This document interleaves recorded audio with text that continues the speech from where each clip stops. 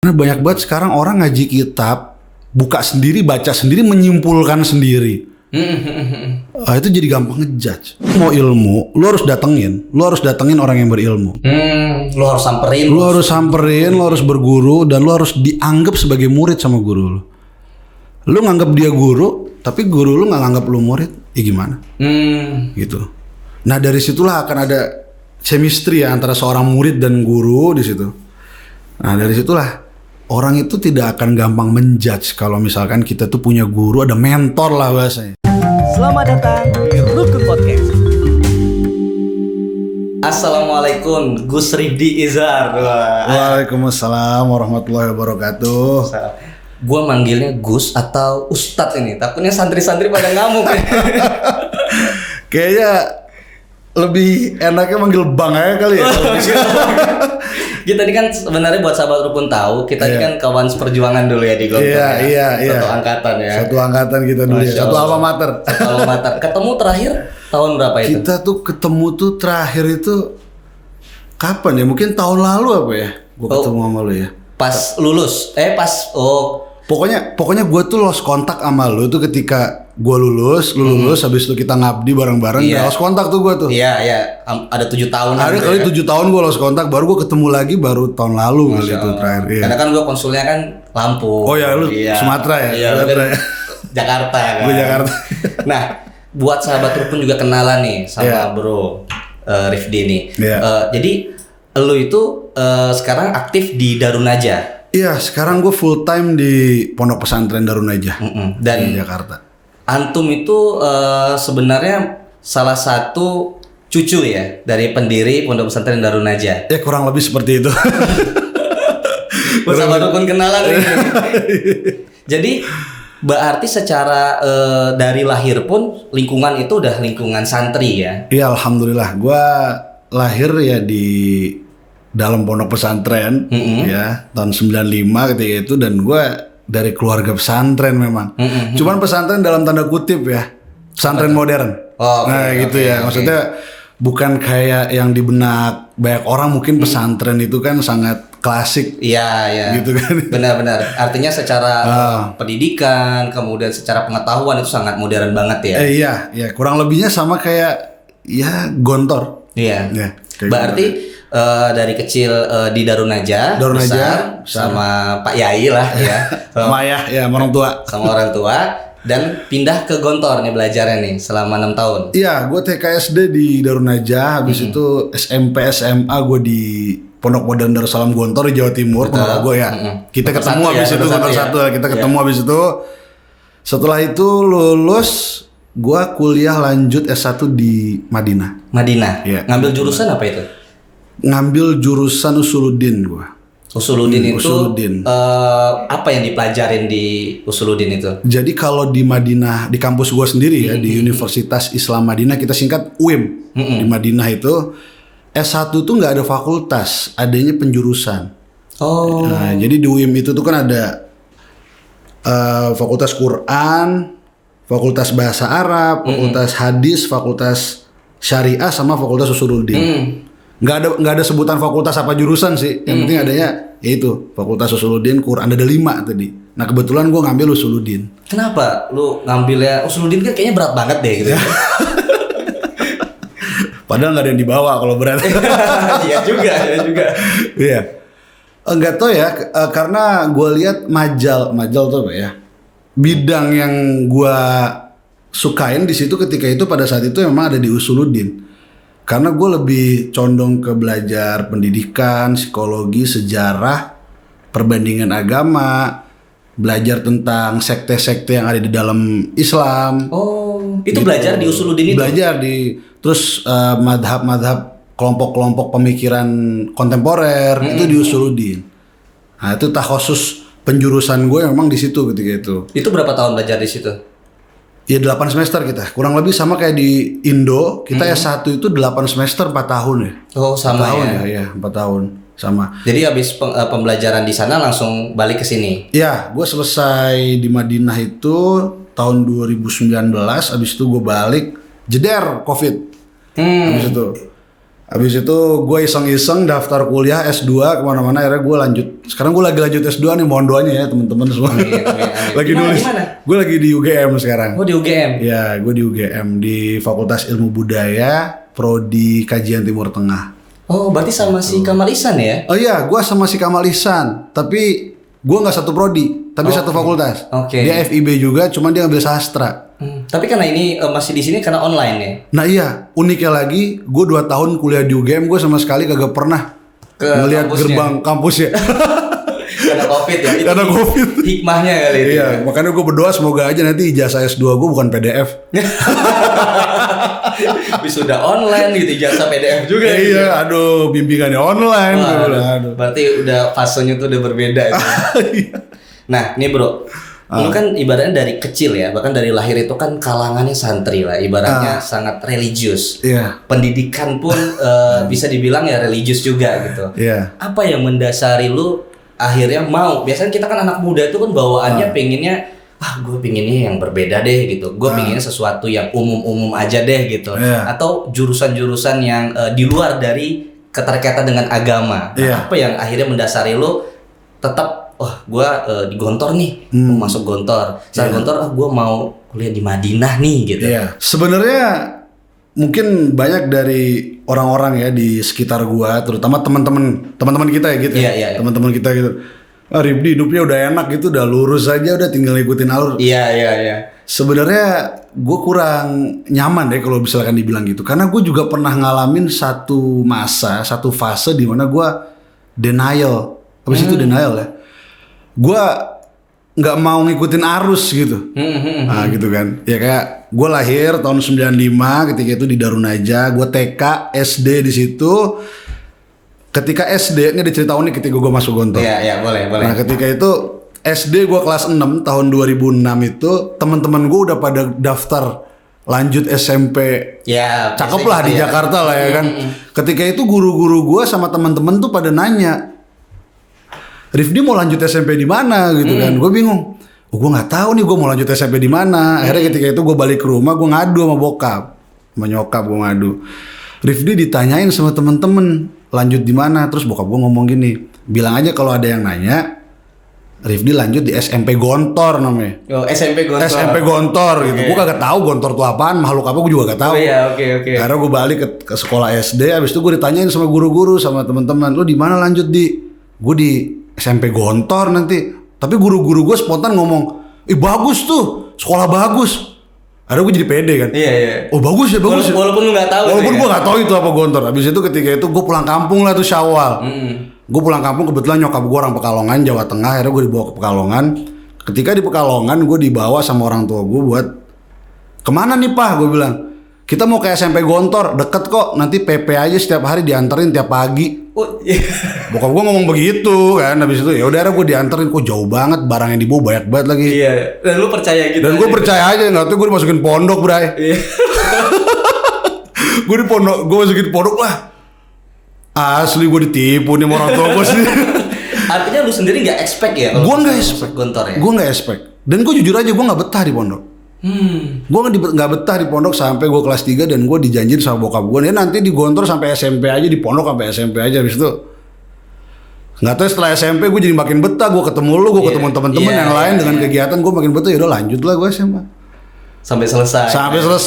Nah, habis itu ketika gue selesai SMA, gue bilang ke bokap, gue nggak mau kuliah di mana-mana, gue pengen kuliah di sini aja di ISIT ketika itu ya.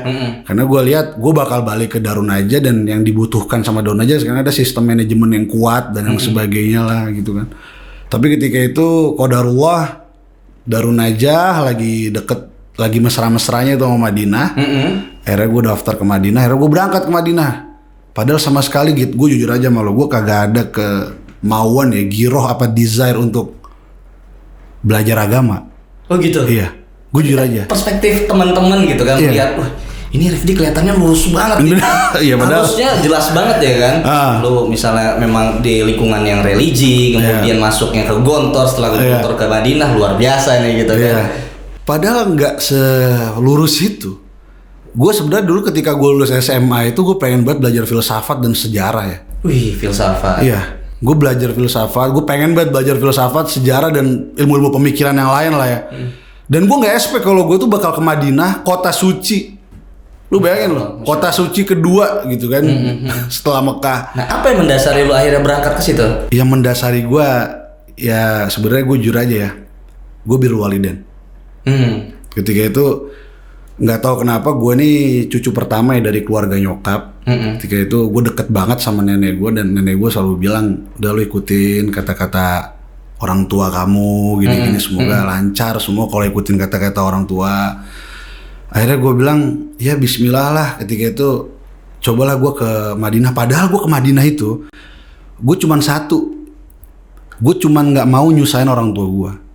Artinya gimana itu mas? Karena di Madinah itu kan gratis kayak lu tahu. Oh. Di Madinah itu gratis, full. Lu kuliah gratis? Gratis, kuliah gratis, kamar gratis, buku dikasih.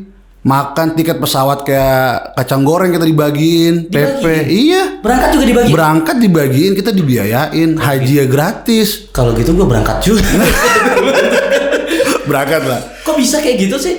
Memang di Madinah itu semua akses untuk pendidikan gratis? Iya, bukan, Madinah itu kan nama kota di dalam sebuah negara, namanya Arab Saudi kan.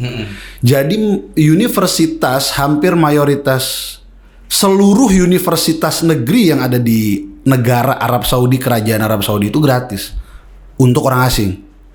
Gitu.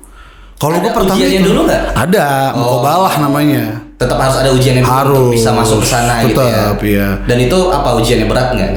Enggak sih sebenarnya. Kita ditanya tentang ilmu pengetahuan dasar ya kalau muqabalah. Bahasa Arab. Bahasa Arab dasar gitu kan, tentang mudhof wa mudhof ilaih, naat man'ut gitu. Dan ya yang susah sebenarnya masuk Madinah itu adalah randomnya sebenarnya. Randomnya maksudnya? Suasana di sananya, lingkungan di sana? Bukan, penerimaannya. Oh. Gitu. Kalau kita sebenarnya kita kalau mau ngomongin masalah penerimaan di Madinah panjang ya, Iya, cuman iya, iya. gue singkat aja. Orang yang keterima di Madinah itu sebenarnya nggak nentu ya. Karena gue kebetulan di pondok di rumah itu ngurusin muqabalah ke Madinah. Itu dari tahun 2014 gue ngurusin sampai sekarang. Ada orang yang hafid Quran 30 juz sampai sekarang nggak keterima. Oh. Padahal ikut ujiannya ada hafiz Qurannya juga? Iya. Ada orang yang dia cuma coba-coba hafal juz 30. Lu harus beda-bedain antara hafal 30 juz dan juz 30. Iya dong. Gue keterima gitu. Dan banyak sih gue bilang. Tapi gue ketika itu niatin gue birrul walidain, gue ngikutin kata-kata orang tua gue. Dan gue pertama gak expect, gue cuman yang penting ini kuliah gratis bro. Gue bisa umroh tiap minggu dan gue bisa haji. Dan gue gak mikir yang lain. Dan gue bisa ngebantu orang tua gue dari segi finansial ketika itu ya. Dan lu sekarang udah haji? Gue udah alhamdulillah. Gue udah. Ya gak malu sih gue. Di sini kalau lu mau daftar haji 20 tahun lu bukan? Iya. Itu salah satu keistimewaannya ya. Iya, salah satu keistimewaan. Emang nikmat banget sih kuliah di Madinah itu, nikmat banget. Nah, lu belajar ini kan sebenarnya kan ragam ya, maksudnya lu dari Darun Najah ke Gontor, kemudian ke Madinah. Gimana sih pembelajaran Islam itu yang lu pelajarin? Karena kan gua kan ibaratnya belajarnya di umum ya. Iya. Artinya bagaimana sih lu ketika belajar Islam, ketika belajar usuluddin itu sendiri gitu di sana? Gue mulai serius tentang belajar Islam itu mulai waktu gue masuk pondok emang. Ya sebenarnya waktu dari kecil gue udah diajarin ngaji sih ya. Ya, karena memang background keluarga gue dan lain sebagainya. Setelah itu di Gontor, tapi ketika itu gue belum realize gitu. Karena kita masih bocah lah kan ketika itu. Kita masih bocah, masih belum paham apa yang kita lakuin, buat apa sih wudu. Nah, gue mulai mencari banyak alasan itu ketika gue di Madinah. Justru ketika menjadi mahasiswa. Ketika jadi mahasiswa, gue banyak merenung di situ memang. Kenapa kita harus ini? Kenapa kita harus itu? Alasannya apa? Gue banyak gitu. Karena gue ngelihat sebenarnya belajar di Madinah ya, kayak lu paham sendiri lah. Mungkin orang-orang lulusan Madinah itu banyak dicap, di labelin kelompok, sesuatu kelompok gitu. Gue paham ya. Radikal-radikul gitu lah. Paham gitu kan. Cuman sebenarnya kita tergantung kita ya, kita belajar itu memahami itu mulai dari mana. Karena gue pribadi itu suka mempelajari sesuatu mulai dari sebuah definisinya. Karena banyak gue diskusi sama teman-teman diskusi tentang sesuatu tentang dalam agama Islam nih ya. Betul. Ngomong ngalor ngidul, tapi ketika gue tanya definisinya apa yang lu pahami tentang ini dan nggak bisa ngejawab. Dan nggak bisa ngejawab. Artinya secara fundamental itu tidak bisa menjawab. Fundamentalnya nggak kuat. Dari definisinya aja masih ambigu kan. Gitu. Dan ya mungkin gara-gara dulu ketika gue SMP gitu, gue suka banget sama filsafat gitu kan. Ya mungkin jadi ketika gue juga sebenarnya kenapa gue pengen ngambil Usuluddin tuh gitu ya. Gue ngiranya Fakultas Usuluddin di Madinah itu belajar filsafat. Oh. Jadi ketika pertama kali gue berangkat ke Madinah, habis itu gue di airport, gue suka banget filsafat dan gue banyak bawa buku-buku filsafat itu. Di bandara disita dong bro. Loh kenapa? Karena filsafat haram di Madinah. Oh. Filsafat tuh nggak boleh. Nggak boleh di Nggak situ? boleh di Madinah. Ketika itu nggak boleh. Gue ditanyain sama polisi, koper gue dibongkar. Ketika itu, ini buku apa kata polisi ya? Polisi Arab. Ini buku filsafat dengan polosnya. Gue kan maba ketika itu. Iya. Camaba lagi gitu Iya. Ada diambil buku gue. Ya Allah. Sampai sekarang nggak balik. Gue pengen belajar Usuluddin nih bro. Setahu gue Usuluddin di Indonesia di kampus-kampus di Indonesia kayak UIN misalkan ya let's say itu kan belajar filsafat. Iya. Iya kan? Di Madinah nggak boleh. Artinya secara pemahaman cara beragamanya itu berbeda banget. Berbeda sama Indonesia. sama Indonesia. Bisa dibilang kita sangat belajarnya tuh tekstual ya. Tekstual ya, kitab. Kayak misalkan makanya gue agak-agak nggak nyangka aja gitu kalau ketika gue datang ke Madinah gue belajar ketika itu masuk kelas pertama lo kok kayak gini belajarnya gitu kan kayak di pondok uzkur mahwa uskur ini uskur itu jadi jarang ma'indaka Jadi pertanyaan itu tuh apa pendapat lo itu jarang di situ. Jadi lebih kepada satu arah ya. Iya. Tidak mempertanyakan bagaimana pendapat mahasiswanya sendiri. Iya. Pendapat imam ini, pendapat imam itu apa? Pernah ketika itu gue baru pertama kali masuk kelas ketika itu gue semester 1, gue angkat tangan. Syekh nanya ketika itu kan dosen kita kan sekelas kan mancanegara gitu banyak ya teman-teman dari Afrika, Rusia bahkan ada yang dari Brazil dan gitu. Syekh nanya tentang masalah fikih terus gue angkat tangan. Indi hakada ya Syekh. Terus ketika itu Syekh itu ketawa. Kenapa ketawa? Indaka antaman. Lu siapa? Menurut lu? Gitu. Lu harus bawa perkataan imam yang lain begitu. Harus ada referensi. Harus ada referensinya. Seketika itu gua nyadar kalau ternyata kuliah di Madinah itu berbeda kayak kuliah di Indonesia. Kalau kuliah di Indonesia kan ayo dong diskusi dong, apa menurut lu dong, ayo gitu kan. Kapasitas otak lu di tes gitu kan. Betul. Tapi ketika di Madinah enggak. Itu berapa lama lu harus menyesuaikan dengan lingkungan yang berbeda dari cara pandangan kemudian beragama sendiri? Lama bro. Lama ya? Iya, gue jujur aja lama ketika gue harus menyesuaikan karena mungkin background gue mulai dari orang yang kritis gitu kan, banyak mempertanyakan segala sesuatu gitu. Dan ketika itu gue masuk ke sebuah tempat yang dimana gue harus belajar sesuai dengan buku dan gue nggak pernah ditanya apa menurut lu dan bagaimana, itu gak susah.